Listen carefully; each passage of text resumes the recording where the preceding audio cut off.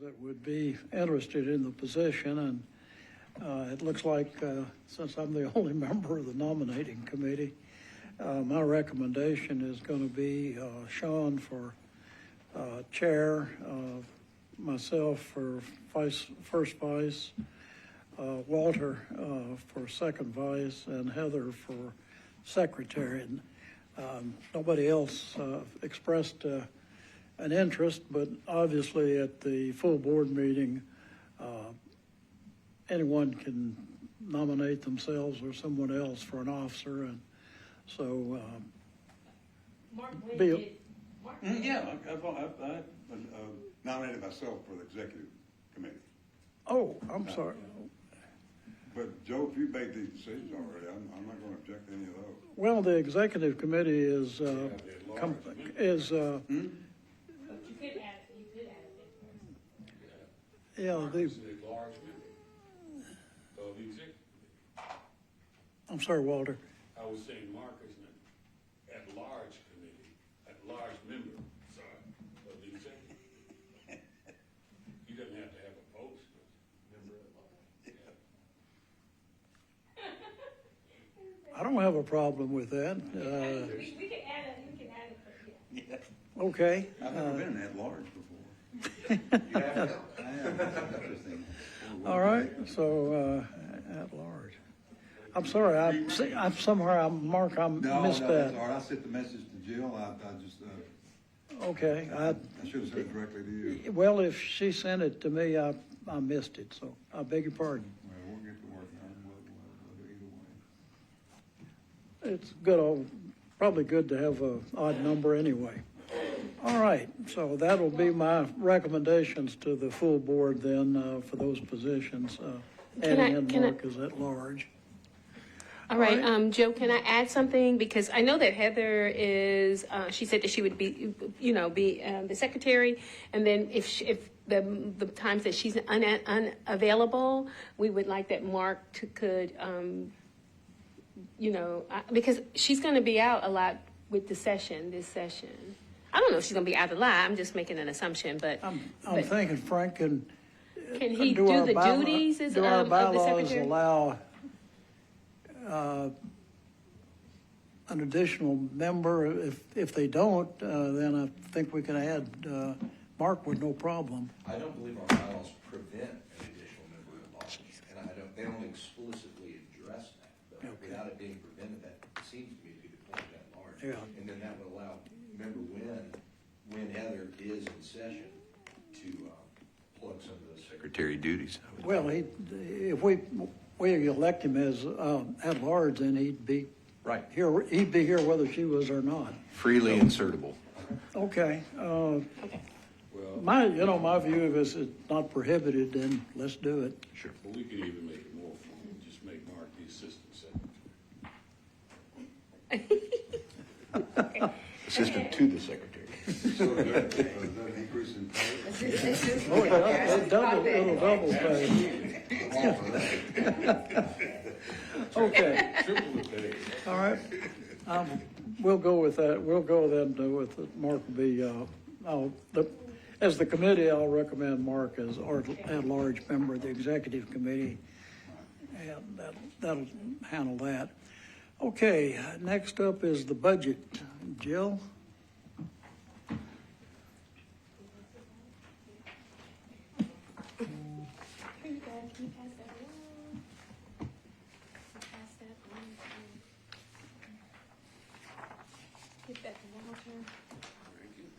Okay, thank you. All right, so yesterday we met with our budget analysts, and we also had a budget meeting, a department-wide budget meeting last week, and we began to talk about what the finances look like for Metro government this year, for the fiscal year 2027. As we have talked about in the past, we have a budget committee. We met with member Cersei, I guess it was in December, and then we knew that this was coming up pretty quickly, and they have changed the dates for input into their budget web base. So it's Norbert.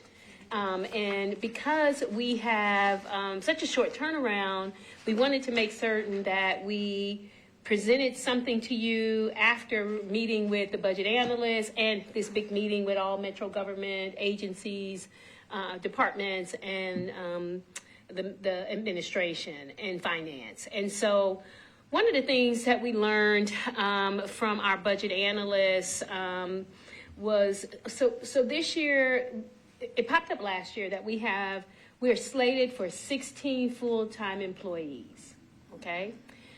We have consistently had about 14 employees, okay? Currently, we have 11. And so we are filling several of those positions. We interviewed today. And so what happened was, and we're still trying to understand how our 15th position was not funded, because we've always had funding for that position. And we have used some of that savings for salary increases, and we've used some of that savings basically for that. That's pretty much all we've used it for. It's a cushion.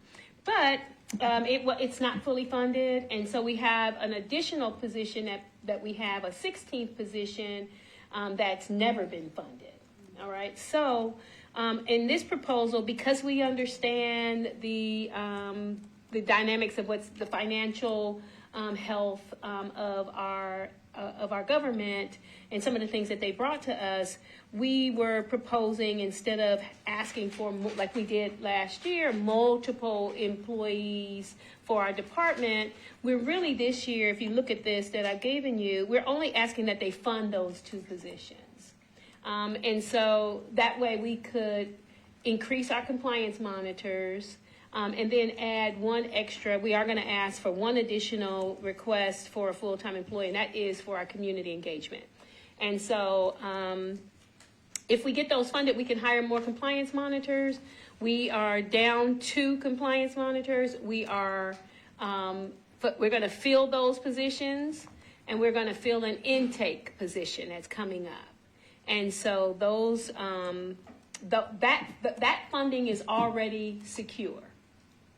Okay, what we're requesting in this budget cycle, if you look at number 1 under regular salary and fringe benefits, we are looking at the increase, and that's their salaries. That is entry level for that position, which is a ASO 4.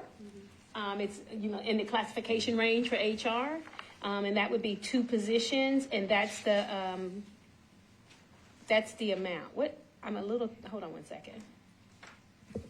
Yeah, on this. What is this right here? What is this total? This is with the increase, the proposed total for the increase. Like with the increase, so. I thought our budget was this, though. So that's. No, this is just for salaries. The object code just for salary and fringe. That's the amount for salary and fringe. For 2 positions? No, for our total. So. Oh, okay, Yeah. okay. So, yeah. All right, because I'm looking at it, I'm a little confused, and I'm gonna let you explain it. Okay.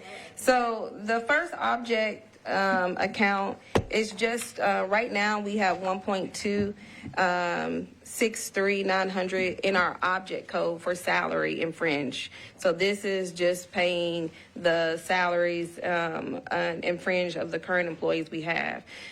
So that is out of the 2.5 of our current budget. This is just what we have allocated to that regular salary object code.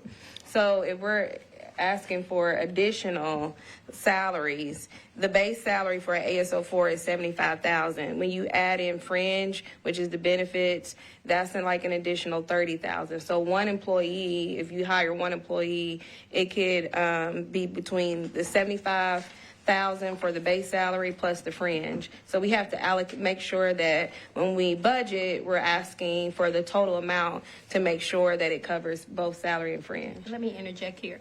So when she's putting those amounts, those are not that's not something that is for your purposes only. What you need to know is that we want to increase fund those two positions. Those two positions would be $317,199. That's including salaries and benefits, okay? And so that is what we're going to ask for, opposed to what we wanted last year, which was $786,000 for maybe 6 new positions. So Why aren't we asking for that again? Well, because of the conversation that we had with the government about where they are, it's the likelihood that we're not going to get that. So I would prefer, if we're not going to get 5 new positions, I would definitely like to have our 2 positions that we do have funded. So that's because if they're funded. So we're not asking for anything more than what's already been approved. For the ASO4, and then we're asking for a new position, and that new position is for community outreach. Where's that at? That's on the second page. Yeah. Yeah. Yeah, I'm sorry.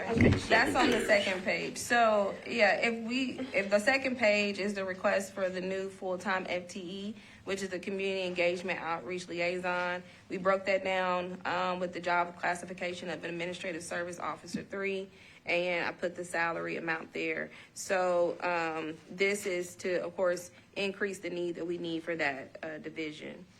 But the priority funding is where Director Fitcher started on the first page, which outlines we want to make sure that we have the funding available for the current FTEs that we have been approved for. That's, they stated that, of course, that our department has. So we want to make sure that we have full funding to take care of those current FTEs.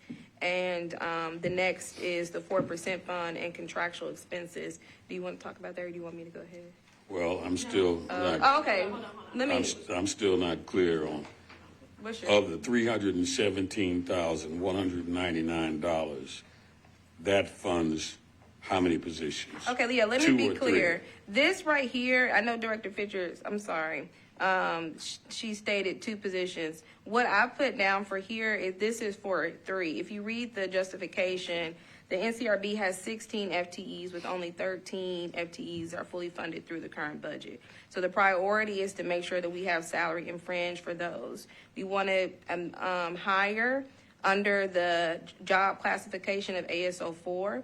And so you see the base salary. So the salary for this position, including the fringe, for 3 positions. So this is for the 317 covers 3 ASO4 positions. Okay. Now, is there a possibility that they will cut that request? What do you mean cut? That we don't get the $317,199? I mean, that's a strong possibility.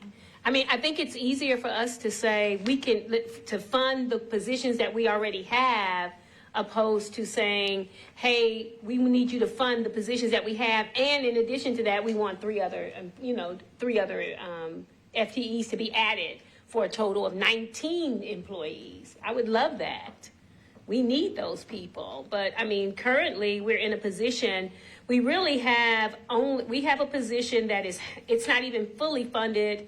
It has $23,000 left in salary and fringe, or whatever monies they say. So that's not enough, and we would have to have that funded to be able to call that our 14th position.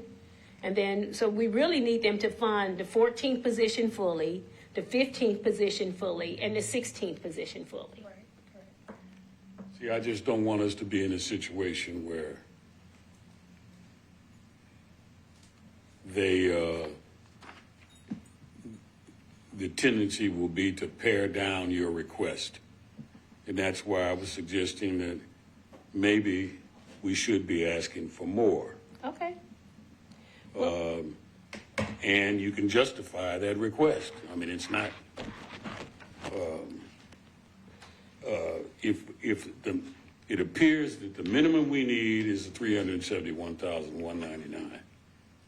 Is that correct? That's the minimum, yes. That's the minimum we need. Yeah, But I mean, I will squeamish say about proposing. something. I get that.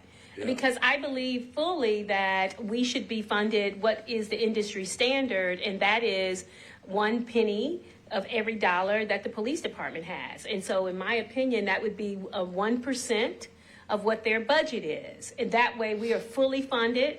That would get us to the point where we are across the nation in the same situation where most people are funded that way. And yeah, I mean, we can do that. I just know that trying to be respectful of what finance and, laid out to us as the proposed plan for the city government for fiscal year 2027. And because they had a huge deficit and they have to pay back the balance fund, they were saying that it would be a hard knock life for 2027, just, and so, but I agree with you that, it's important for us to keep pushing for a equitable budget and industry standard budget, in my opinion. All right, I'm a little confused. We have 2 positions that are authorized but not funded. Correct. And this proposal would fund both of those, but then we're asking for a third position. I've lost something there. So we actually are asking for them to fund. So let me do it like this. We have 13 positions that are fully funded. Okay. The 14th position is not fully funded. It has $23,000 in that position. So we need them to fund that position so that we can hire someone. We can't hire anyone with that. So we're asking them to fund the 14th position to bring it up to speed so that we can hire. We're asking them to fund the 15th position and to fund the 16th position fully. And all 3 of those positions need salary, which is what we're pulling that from the HR, manual and guide for the classification of those particular positions. And we are asking them to add on fringe benefits. Now, we were told by our budget analysts that the benefits package is going to increase. So whatever numbers that we have here now are not going to be the final numbers because all the insurance all of that stuff is increasing. So this is our proposal based on today's numbers. It could be slightly higher. Okay. So we're asking for that. And then we're asking for an additional position, which would take us to 17 positions. That position is, if you look at the new request on the second page, that is a community engagement and outreach liaison, which is an administrative service officer 3 position. It's a different category than the ones that we already currently have. And to fund that, the salary is 62,000. right, but then we'll have to add benefits onto that. Okay. And benefits are around 30 to 35%. Okay, now the 317,199, that's for, 14, 15, and 16. okay. So where does 17 come in? 17 is a brand new position we're asking for. Okay, so that would be. That's on the back on the second page, Joe. Okay, that would be an additional Correct. addition to the 317. Okay. Correct. So that total would be add an additional 100,000 to the 317. Can I ask How about that? question back to your staffing for police population? That's Nicole's recommendations that we should be at least 1% of the operating budget of the police department. That's correct. So the 17 would bring us to that. No, not really. No. It wouldn't. What would bring us to that, I think, when we figured this out before, would be, I think, 21 positions, something like that. I can't remember the exact number, but I can get that for you. So that right now, if we had 21, we'd be at equity, basically. I think so. With a national standard from NACO.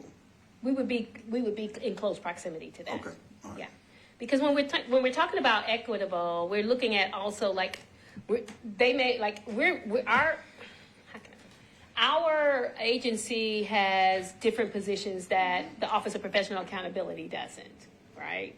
We're not trying to be, we would like to be parity with, at least with OPA when it comes to investigators to do the work, the compliance work. And so right now, with hiring,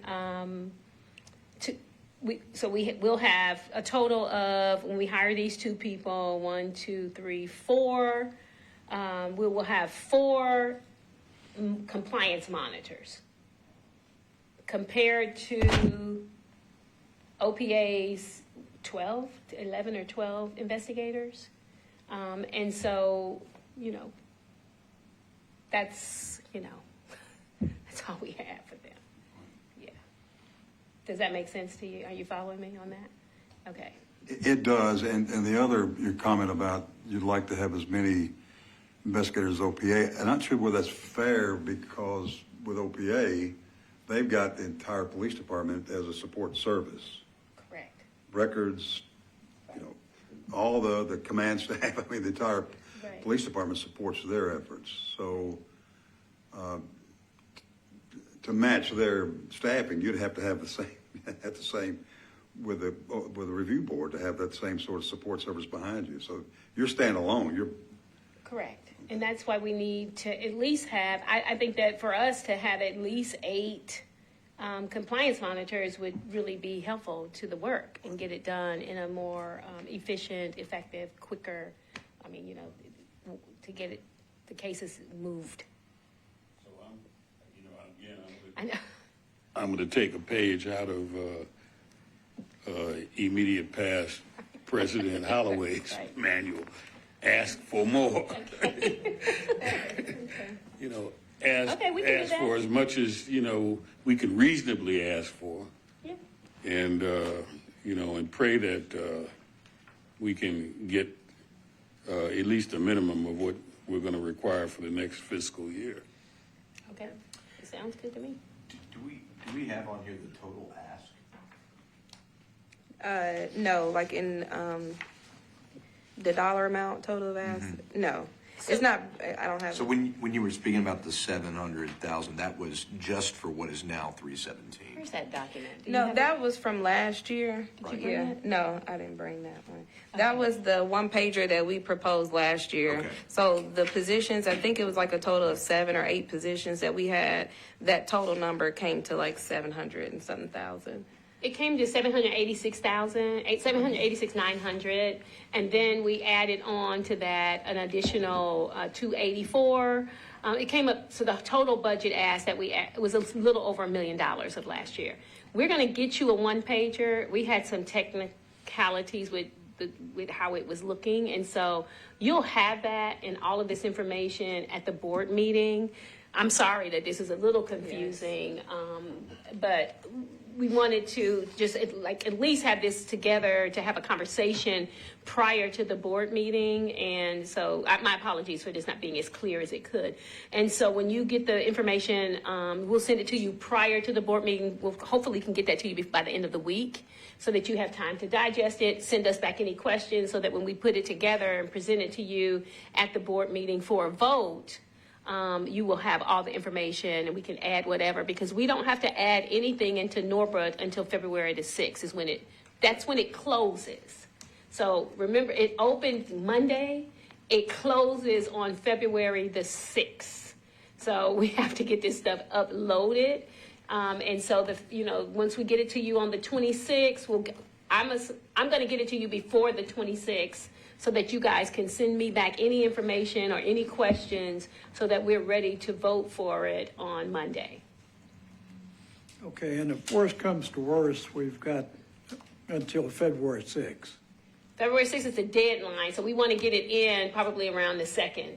We give us some cushion, because remember, we're on a new system. Oracle switched over on January 1st, and so we want to make sure that our stuff doesn't get lost in the cloud somewhere. So, Okay, yeah. But yes, we have a little bit of room for you guys to give me feedback on what you're thinking. I mean, if we're going to follow what we did last year, we really can just plug in similar numbers, because that was the big ask. Was And it 1%? It was close I'm to it. just concerned that Okay, here at we our go. big board meeting, that we have our ducks in a row We'll have it. on this, because right now it's kind of confused, and Okay. I think we need to, present a budget that we can justify.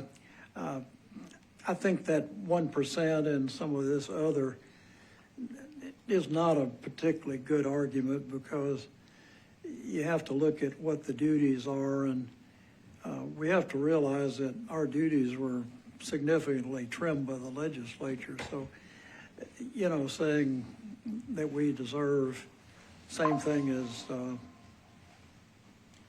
OPR, I don't think that's a particularly good argument. We need to justify it on our workload, and we've got I think a significant backlog in our compliance monitors being able to finish their work, and I think an argument that is based on our workload and our ability or a need for additional people to keep it current is our best argument. I'm not really impressed with arguments that we have to have 1% of the police department or something else, because there's so many different things that go into that. The best argument to me is our actual workload and what we need to do it in a timely fashion, and it seems we've got a good argument that we need some additional people, and certainly we need to increase our community outreach and stuff. Other than our picnics, when we've had board meetings and such in outside locations, the attendance by the public's been pretty pathetic. And an outreach person could perhaps make us more visible. So that's my thought on what we need to present and argue, and certainly at a minimum we need to get positions that have been authorized to be fully funded. A position that's authorized and not funded is not a position. It's just something on paper. So certainly minimum we need to fund what's been authorized. So, hopefully we can have that. Gaslighting. Pardon? It's called gaslighting. Could be. That's not a term I've heard, but I think it makes sense. So I just think we need to have that presented to the board, exactly where we are, and that we have for the any increased position, that we fully justify it with, showing what our backlog is on compliance officers and our need for additional community outreach. Okay, so I'm looking at our investment request for last year. What I'll do is propose two different proposals to you. One that is specific to what we were talking about today, about the funding of positions that we already have, and then a secondary one where you all can take a vote on whichever one you want to move forward, and it would be similar to what we had last year. What we sent you last year was this investments request.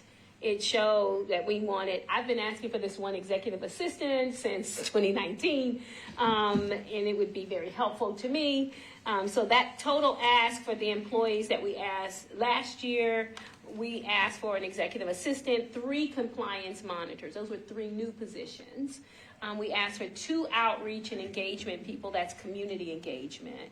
We asked for 1 research analyst. And then we asked for 2 to fund.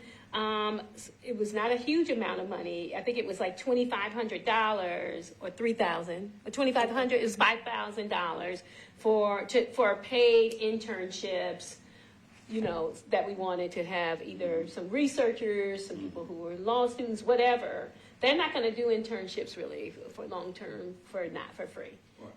It just costs money for that. So they denied all of these things and did not fund any of our positions. And so, and we didn't know that they weren't funded. And so we didn't ask for that. So now we've learned from that mistake that we also need to go back and make certain that each one of our FTE positions, which I don't know how our 15th one was taken away and defunded. But anyway, I think it's important that they fund those positions, but also consider there isn't parity. It probably will never be exact, but I do think in order for us to get this work done, just like you said, to get backlogs out the way and things of that nature, we have to have more compliance people, okay? And so when I put this together, this is what Mr. Cersei and Mr. Wynn was talking about, like at the big ask. I will put this proposal together for fiscal year 2027, and then I will put a separate one with the information that we've provided to you today, which is to fund those positions, to give us another community engagement person, and then you guys can weigh in at the board and vote on it accordingly. How does that sound? What's the board meeting date again? Monday, January 26th. the 26th. 26, yeah, I was worried about Martin Luther King Day. Okay. Okay. Yeah, and who's, I've forgotten, who's chair of the budget committee? Mr. There's Cersei. only one member. Oh. Yeah, our committees were sparsely. Yes, yeah, a little furnished. bit. Okay, all right. So that sounds like reasonable to me. If there's no objection, then we'll go with that. Okay. And just for your knowledge, they said that they would fulfill all contractual expenses. And so that is, for us, it would be an increase in rent because, of course, with these rental agreements, there's also built-in inflation. And so I think ours is 3%. So they will give us those things. And of course, that's what we got last year. And that's Correct. all we That's got last year. Right. Yeah. We didn't get the vehicle either. Yeah, And so I've been in contact with General Services about that. They said make sure that we put the ask in again. So we're going to do that as well. So all of that will be spelled out for you real pretty. I will send that to you as quickly as possible. If not Friday, it'll be Monday. But we will try to get it to you in the same format so it's very clear of what the Yeah. ask is. Are we going to try to get a vehicle still? Yes, sir. I assume. Okay. Yes. We want a van. We realized after renting a couple box trucks and things, like once you rent those and you fill it up, like we don't know where to park at because it won't fit in our garage, and because there's a restriction on height, and so we were concerned that we had all this equipment, this expensive equipment in a box truck and had to park it. And we were like, where are we going to park this? Because maybe park it at the police station. So I don't know where so I forgot where they end up parking it, but. And got approval for that. So we really just need like a cargo van, something like that. I think that would still give us enough space. We don't need a big box truck. I mean, although it was nice to have, it's just that trying to find somewhere to park it is going to be a nightmare in Nashville. So, yeah. All right, I hope this makes sense. When we're doing this budget, I mean, we are really taking into consideration the strategic pillars, like we said, what helps us to elevate operational excellence, what helps to the work that we do, are we helping to cultivate trust through our transparent engagement, how do we optimize efficiency, and that's done through a strategic process for improvement, and then we are, of course, trying to stay thinking about how data, it drives accountability, and so all of those things are taken into consideration as we're looking at the different positions and how they fulfill the mission of the organization. All right. Okay. Next on the agenda is the 61-page complaint. Jill sent that around to, I think, the board members, and it was, 132 pages long.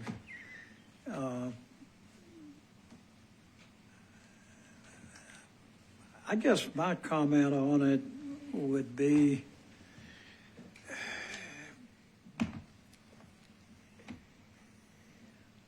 I'm somewhat disappointed in the report. It basically seems to concentrate on each of the allegations in the complaint as to whether it violates policy, and it concludes that most everything doesn't violate policy, but it doesn't really answer the question of whether the policy is correct or not. And it makes no recommendations as to whether except in a couple of limited issues, whether the policy should be changed. It pointed out an inconsistency in one policy. So the problem is somewhat the report is what it is, and I don't know that we really have much of a place to comment on it. It's commissioned by the mayor's office, and I wish they had made some recommendations on, whether the policy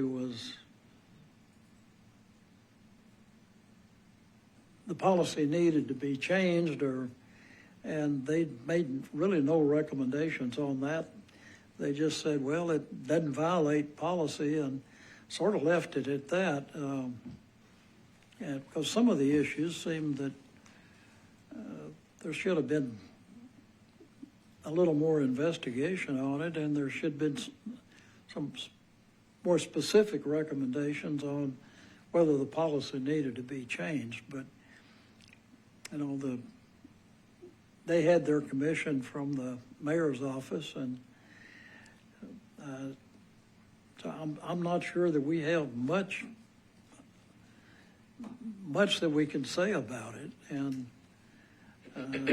it's done, and so my thought is probably we leave it alone, but obviously that's subject to discussion. Mark? Yeah, I'm processing the report. I did carefully read their responses to the allegations, like you said, and I've got some questions about this too. And because there was no assessment, it seems to me, from them on what should happen at the end report, then it's left up to the mayor's office to make their assessment on change and proposed change based on the report. And then the internal report, if there's an internal assessment, which there should be inside the police department about this report. But for our purposes, I think it would be beneficial if we had someone from Butler Snow come to a board meeting so the public could hear them. I haven't seen them in front of a television camera or anywhere else talking about how they came to their process, what their end goal was, what the evidence I've seen the evidence they looked at, but I think it'll give us an opportunity as board members then to ask these questions about how they came to these conclusions in the report. So transparency is what I'm getting at. And then maybe even invite somebody at a certain point, someone from the command staff of the police department, to come and talk to us about this report, about some of these allegations, because I understand that they are considering policy changes because of this report. I'd like to know what that discussion's like. What is their discussions about some of these issues like sexual misconduct and harassment and decisions on punishment? Why can't we ask someone from the police department to come and speak to us, or somebody from the mayor's office about what their plan is now from reading this report? I'm very happy that in their analysis they discovered there was no collusion between commanders in the police department and the legislature when they passed the new legislation that abolished oversight. I am happy about that. But there's a lot more to this report, I think, that the citizens need to hear about and to have some trust in the report and what the police department does afterwards. So that's my comments on it. I'd like to add something there. So if you recall, when this first happened back, myself and at the time Chair Haddock, Alicia Haddock, we met with the representatives from Butler Snow. We met with them multiple times, and they assured us that once this report was released, that they would be happy to come and meet with us and talk about the report itself. We also met with the mayor's office, and I believe the Director Dietz, and there was a request, and I think it's somewhere within a letter that we had that we sent over, that she created, that we sent over to the mayor's office related to this report and the transparency piece that you said that they would, the community would have an opportunity to weigh in on this, that we would host that as a board. And so I don't think that those things should be, lost. And those things should still be honored, because under her leadership and under Walter Holloway's leadership, these were things that we had agreed to.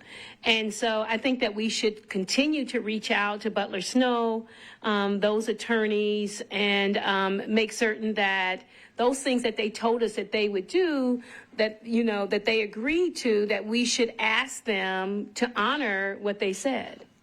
And that is to meet with the community and talk about the findings and give the community opportunity to weigh in. I certainly have no objection.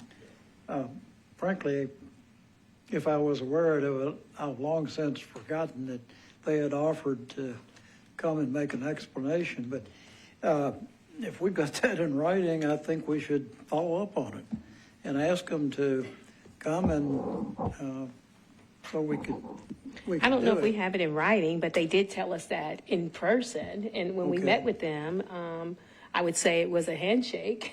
We agreed to it, and they agreed to it. And so, I think that we should remind them of that and invite them to a board meeting.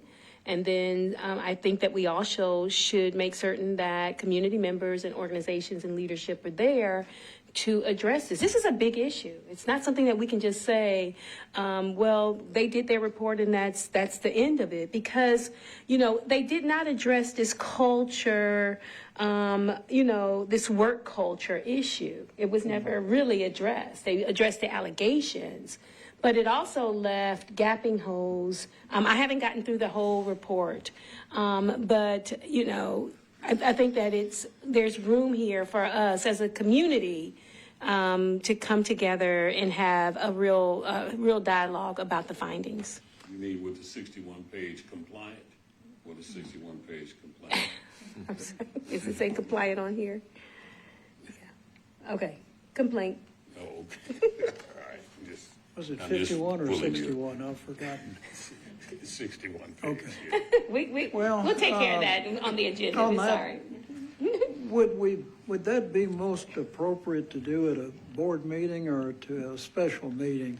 We could probably do either, whatever you guys feel the most comfortable. My thought would be, given the time that it would take and everything, it would probably be better to invite them to a special meeting that could be devoted to that. I think if you do it at a board meeting, we'll be there till, to use my expression, the cows come home. Okay. So we could do a that would special be- call meeting? Well, we may even want to have a special call meeting wherein we invite other public partners. Oh, yeah, absolutely. Yeah. I think so. And allow them to also query. I think it would be great to have that in February. Okay. All right. Sounds like we're going to try to schedule a meeting with them, and hopefully they'll honor the handshake agreement. I hope you have the names of the people that agreed to it. So I do. They try to back out. But if they agreed to it, I would hope that they would follow through on it. So, Well, and it sounds like two meetings. One with Butler Snow, but the other with the department, With the, police okay. department. we wouldn't want to necessarily have those two entities In the together. same, right, okay, Yeah. that makes sense to me. Yeah. Yeah. 2 special call meetings, gotcha. And we can invite the community and communities, and community leadership, administration, all the people, we can facilitate that.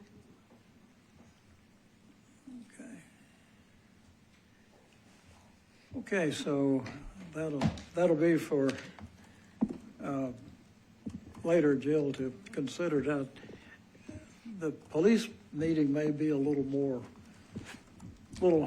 harder to get agreement on, but we just have to see what we can do if they're willing to discuss it.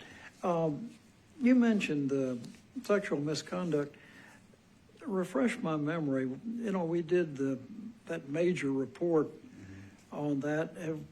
Did we ever get any final on that?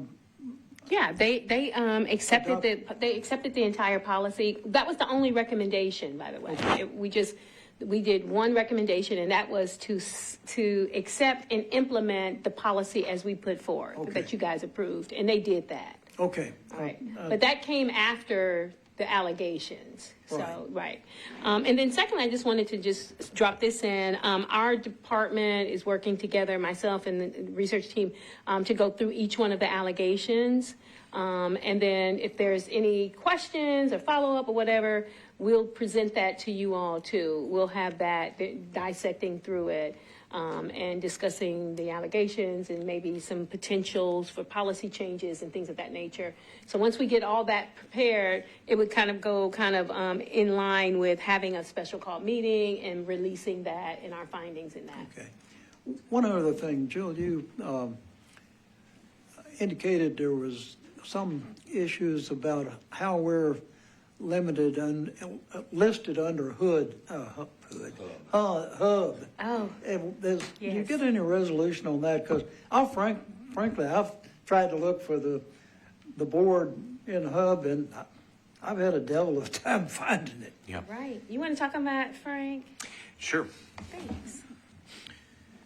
Yeah, it was brought to my attention, and this is something that if you review the correspondence with Metro, as Jill's been aware of for some time, the CRB is currently listed on Hub Nashville under the Other tab, which contains just multiple agencies, not really agencies as much as subcategories and miscellaneous section.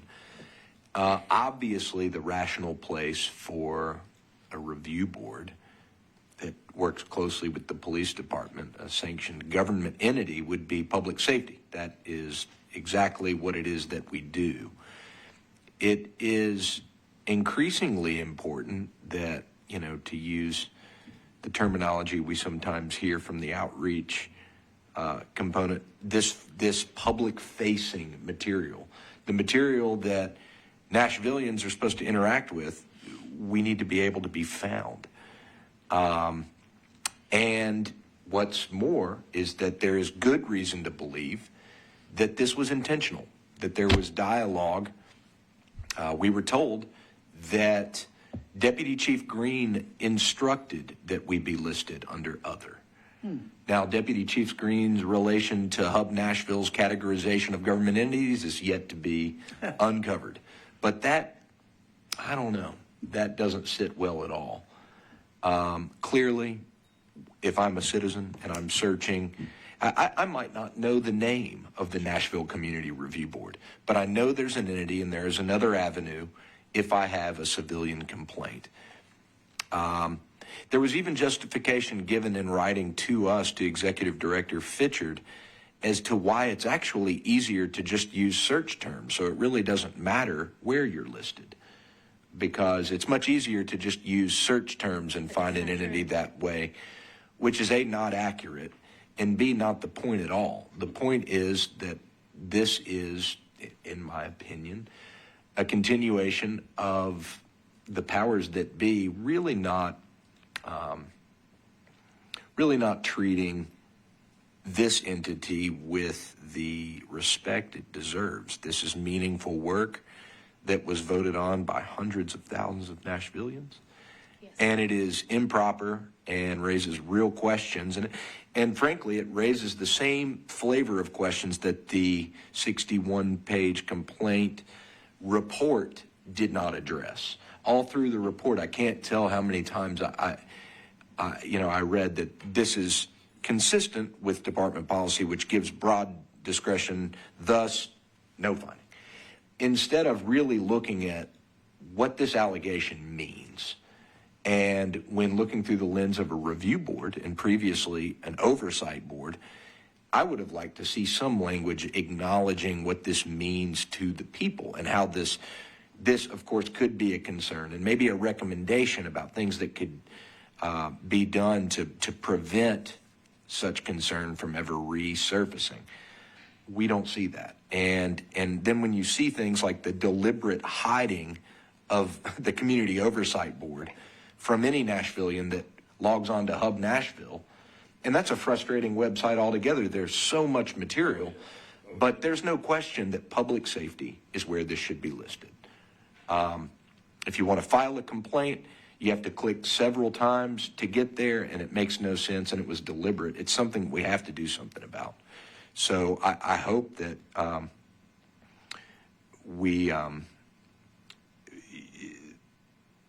I think that we should prepare messaging, and we're still waiting on a response.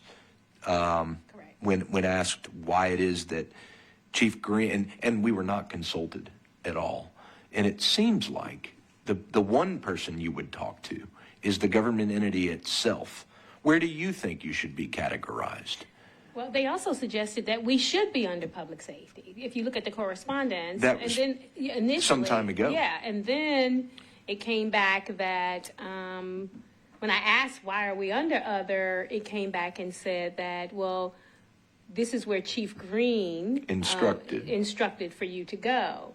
And so I was like, well, I'm trying to figure out why he's involved with Hub Nashville anyway. Like, I mean, that's a Metro government website for resources.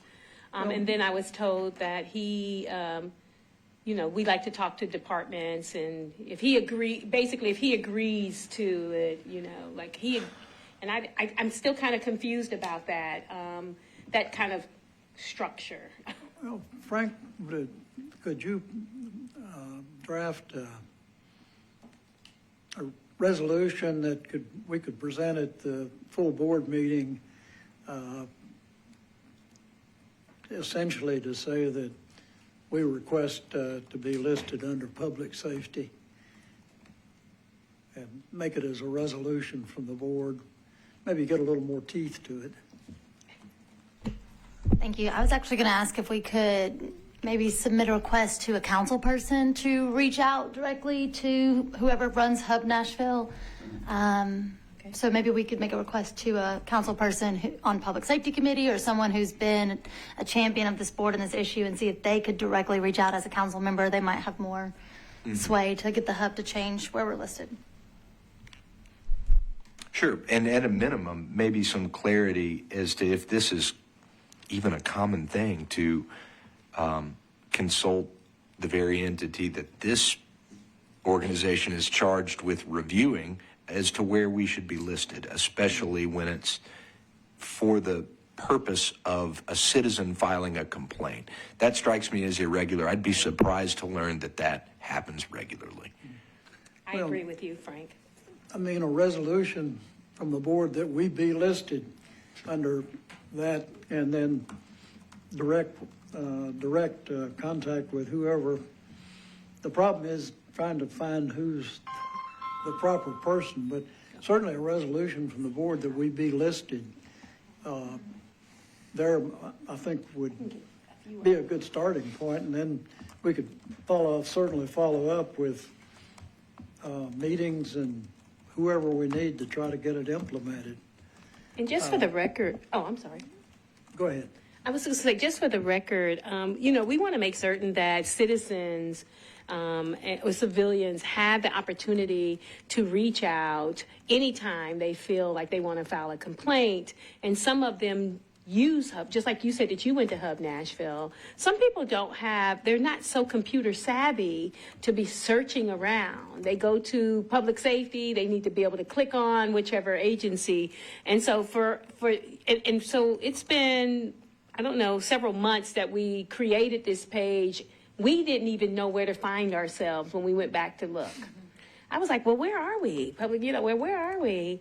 And then no one told us that they were listing us under other. Okay. All right, we clear what we're gonna do on that then? Okay. Absolutely. The name of the committee is the Public Health and Safety Committee, Right. Metro Council. And the chair, Yes. Huffman is chair. Good. Okay.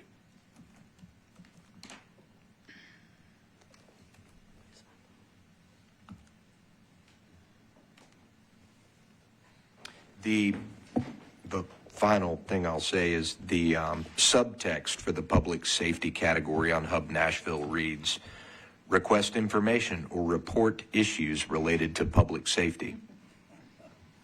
Sounds like us. It does. If you scroll down, other Metro services and forms say general request and forms or contact the mayor's office. So if I am a civilian deciding where this would be listed, certainly I would think it would be request information or report issues related to public safety. That should be in the resolution. All right, so you can draft us up an appropriate resolution for vote by the full board, that'll work. All right, that pretty much concludes the agenda other than public comment. Do we No, have? we have two other things here. Memorial bench for Jacquees Clemens. Oh, I'm sorry, I dropped We're on number down. 6. Beg your pardon? Okay, no problem. Jacquees Clemens was killed in 2017. I have a public comment. It's a letter from his mother. He was killed by an MMPD officer, which then began to push forward for a community oversight board. And so there is an issue about a memorial bench, and I'm going to read her statement into the record that she sent me. And she also asked me to read it to the full board meeting, but I wanted to have this conversation first. It says, letter to the CRB board. First, let me start off by saying thank you to everyone who has served on this board and currently serving. The CRB, formerly known as the COB, was set in place to hold the police accountable for their wrongful actions and to be transparent with the community. There has always been a need for a police accountability board for over 40 plus years. So as you all know, after the death of my son, Jacquees Clemens, a group was formed called Community Oversight Now to set this board in motion. The group had pushback from the FOP every step of the way. Then in July of 2018, Daniel Hambrick was shot and killed. So it was very clear we needed to make this board happen. On November the 6th, 2018, the community voted and our baby was born.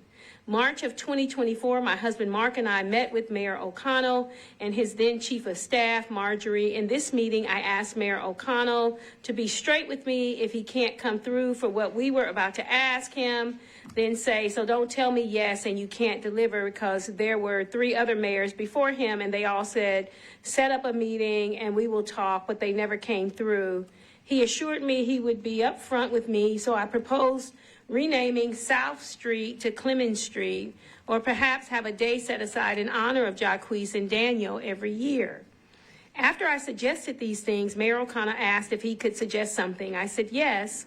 So he then proposed having a tree planted in their honor, getting a plaque along with the bench, plus having a proclamation presented.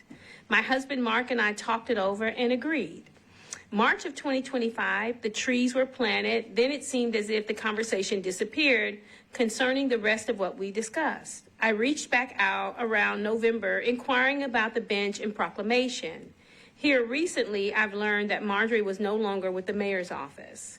I feel the city of Nashville owes my son, Jacquees Clemens, and Miss Vicky's son, Daniel Hambrick, at least these things that were asked for.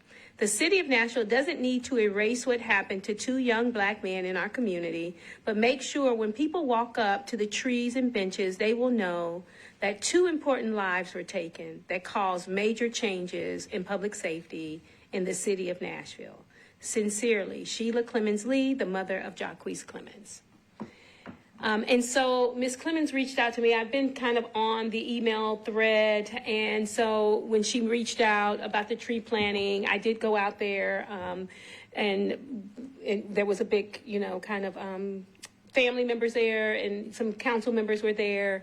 The Hambrick family was more quiet about theirs and, didn't want to have anyone present. And so this last email thread that came about, Marjorie's no longer with the mayor's office, and she served as the chief of staff.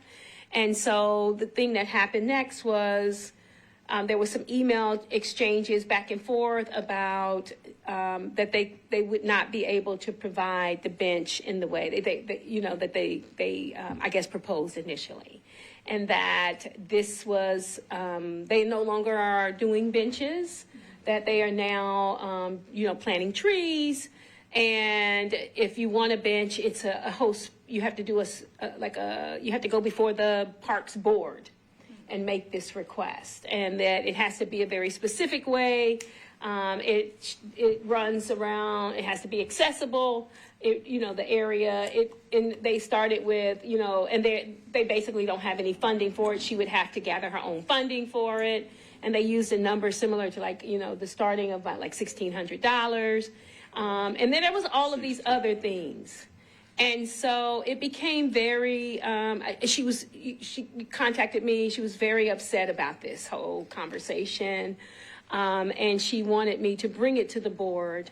And so that's what I'm doing. And, so she has asked that this be placed on the agenda for the board meeting. And then also she's reached out to Parks, the board for the Parks Commission to get approval for bench. Maintenance. And so that process, of course, she doesn't have funding for this and was never even, there was no talk about funding, according to her.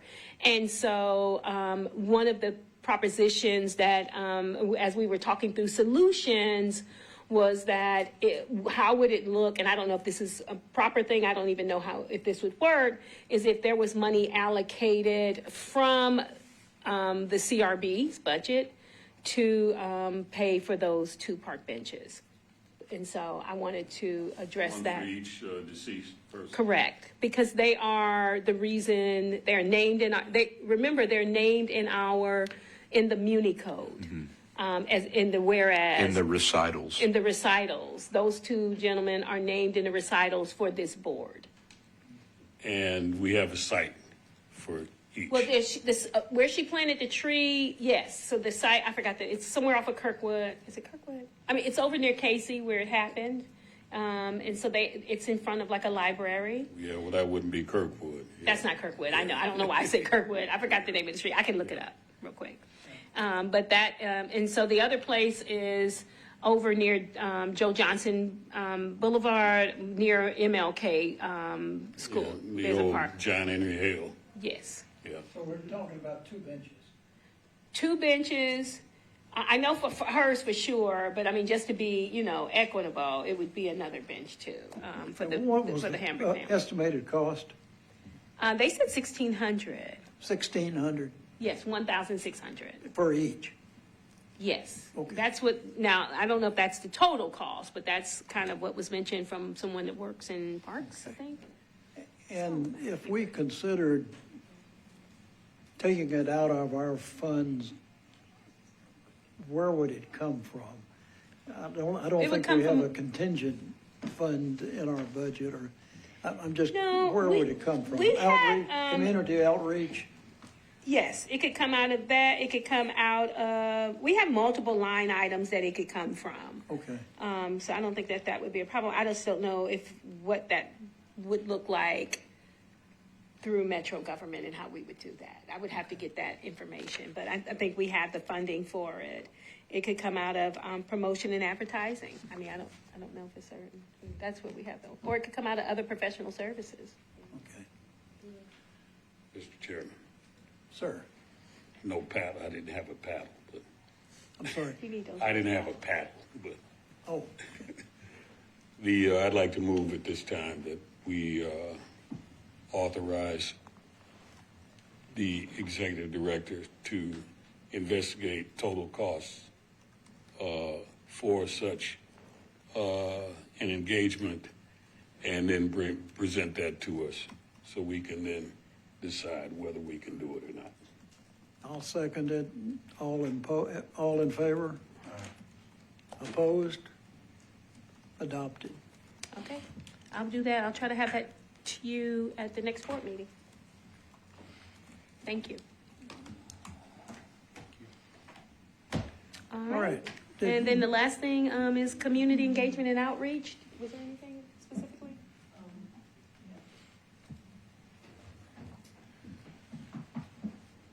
Say your name. Amika Cash, the Community Engagement and Outreach Manager. On Monday, January 19th, we will be at Jefferson Street Missionary Baptist Church. That will be at 2708 Jefferson Street, and we'll do that march. A few of you all participated there. I think Heather Michelle, member Heather Michelle, she participated in March with us, and then from the March we was at the convocation, and we also had a table there where we handed out information about our services. So just again putting that out there to each and every one of you, if you would like to participate, we will meet at the Gentry Center, and then we'll walk down to Jefferson Street Baptist Church, because you'll end up at the Gentry Center where the convocation will be. The time. So it will be there at 8, and the march starts at 9, and then the convocation starts at 10. The 19th, Monday. No, it's the other way, isn't it? You Yeah. meet at Jefferson Street and march to Gentry Center. Right, but she was saying the parking is kind of tricky, so that if you want to park at the Gentry Center, since you're going to end at the Gentry Center, Walk to the Baptist and walk Church. to it. But you could also park near the area. You can ride the bus. Or you can ride the bus. Right. Choose how you move. Okay. So, but yeah. So some people park at Schrader Lane. Some people park around the area. But we're gonna walk up Jefferson Street and John Merritt Boulevard, and then end inside for the convocation. I think the convocation speaker this year is Senator London Lamar. Oh. Yeah. I'm trying to think of, that's the NAACP banquet that, That's that, Maxine Waters. Maxine Waters is speaking. Yes. Yeah. So we would love for you to come and participate if you can. It will be cold, so wrap up. And 8 o'clock, I think that there is there's going to be some young people. They're going to have from 8 to 9. Next generation leaders are going to be out there. And usually it's all sorts of people there from every walk of life to support this effort. Council members, VA, PDs, officers from the police departments, fire. I mean, it's everybody there. So it's always a big celebration. And so we're very happy to participate in all of these different activities that they have going on related to this. It is cold. It's going to be very cold. It's going to be cold. So we're just going. I would recommend gloves. We do carry a banner, and so if you guys, walking alongside us is, the banner and carrying on. It is cold. I wasn't there last year because I was on a cruise. My very first cruise. That's pretty rich. All right. I take it I don't see anyone else from the public here, so I take it we've got no public comment. No Move public. move adjournment. Okay. I hear a motion to adjourn. All in favor? Aye. Passes. All right, we're adjourned. All right. Thank you. All right.